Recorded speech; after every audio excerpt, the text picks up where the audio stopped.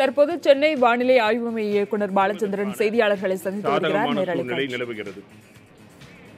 மீனவர்கள் குமரிக்கடல், கேரளா, கர்நாடக கடலோர பகுதிகள் மற்றும் லட்சத்தீவு பகுதிகளுக்கு மே மாதம் 31ஆம் தேதி வரை செல்ல வேண்டாம் என்று அறிவுறுத்தப்படுகிறார்கள். மேலும் மீனவர்கள் மத்திய கிழக்கு வங்கக்கடல் பகுதி மற்றும் அந்தமான் கடல் பகுதிகளுக்கு வரும் மே மாதம் 31ஆம் தேதி வரை செல்ல வேண்டாம் என்று அறிவுறுத்தப்படுகிறார்கள். கடந்த 24 மணி நேரத்தில் அதிகபட்சமாக வால்பாறையில் 7 சென்டிமீட்டர் மழையும், திருச்சியில் 5 சென்டிமீட்டர் மழையும் பதிவாகியுள்ளது. கடந்த மார்ச் மாதம் 1 முதல் இன்று, அதாவது மே 28ஆம் தேதி வரையிலான காலகட்டத்தில் தமிழகம் மற்றும் புதுவையில் பெய்துள்ள மழையின் அளவு 150 மில்லிமீட்டர். இந்த காலகட்டத்தின் இயல்பு அளவு 122 மில்லிமீட்டர். இது இயல்பை விட 23% அதிகம்.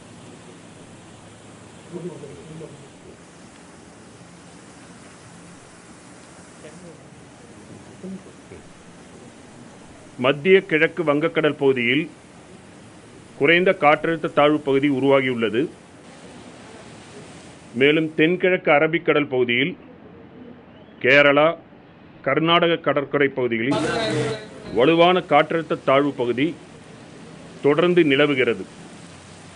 அடுத்து வரும் 24 மணி நேரத்தில் தென்மேற்கு பருவமழை கேரளா மற்றும் தமிழகத்தின் தென் பகுதிகளில் துவங்குவதற்கான சாதகமான சூழ்நிலை நிலவுகிறது.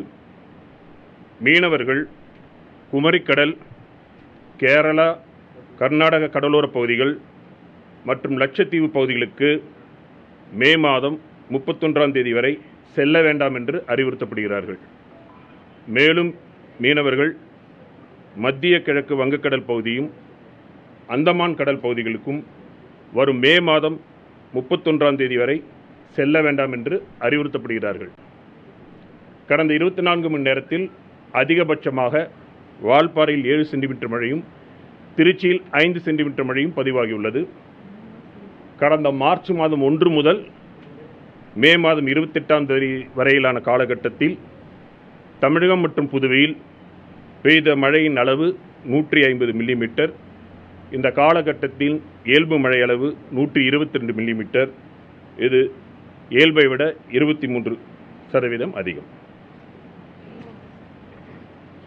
மே மாதத்தில் இன்று வரை, மே 1 முதல் இன்று வரை அதிகபட்சமாக பதிவான மழையின் வெப்பத்தின் அளவு திருத்தணியில் 1 மே 42.6 டிகிரி செல்சியஸ். இது பதிவான விவரங்கள் அடிப்படையில் பார்க்கும் பொழுது மே 1 முதல் இன்று வரையான காலகட்டத்தில் திருத்தணியில் 42.6 டிகிரி செல்சியஸ் 1ஆம் தேதி மே அதிகபட்சமாக 42.6 டிகிரி செல்சியஸ்.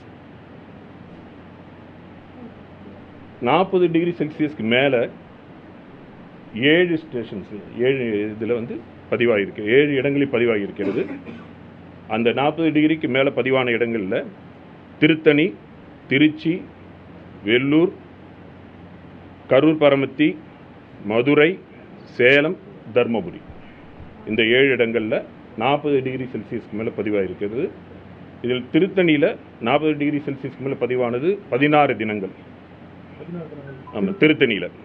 திருச்சி மற்றும் வேலூரில் 5 தினங்கள் பதிவாகியிருக்கிறது 40 டிகிரி செல்சியஸ்க்கு மேலே. கரூர் பரமத்தியில் 3 தினங்கள் 40 டிகிரி செல்சியஸ்க்கு மேலே பதிவாகியிருக்கிறது. மதுரையில் 2 தினம், சேலம் மற்றும் தர்மபுரியில் 1 தினம். ஆமாம், இந்த இதில்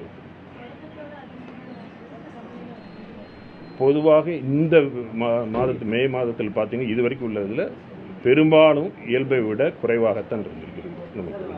நமக்கு ஆல் இந்தியா அளவில் வந்திருக்கிறதா, அதுதான் தமிழகத்துக்கு ஆல் இந்தியா அளவில். ஓகே, வங்கக்கடல் பகுதியில் இந்த இருக்கிறனால நமக்கு இது தென்மேற்கு பருவமழை துவங்குவதற்கான அந்த இதை ஹெல்ப் பண்ணும், உருவாவதற்கான அந்த இதுக்கு தான்.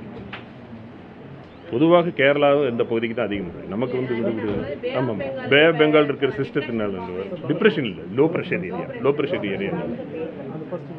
எது இது தமிழ் ஓகேங்களா? Okay, low pressure area. Okay. Kumari கடல் பகுதி, அந்தமான் கடற்பகுதி மற்றும் லட்சத்தீவு பகுதிகளில் மீனவர்கள் வரும் மே மாதம் 31ஆம் தேதி வரை மீன்பிடிக்க செல்ல வேண்டாம் என்று வானிலை மைய இயக்குநர் பாலச்சந்திரன் தெரிவித்திருக்கிறார். அதேபோல இந்த முறை இயல்பை விட கோடை மழையானது 23% அதிகரித்திருப்பதாக வானிலை மைய இயக்குநர் பாலச்சந்திரன் தெரிவித்திருக்கிறார்.